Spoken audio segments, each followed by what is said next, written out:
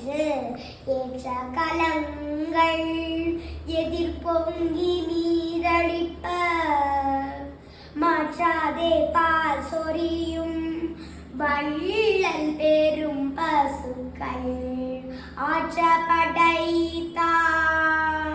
மகனே அறிவூராய் ஊற்றமுடையாய்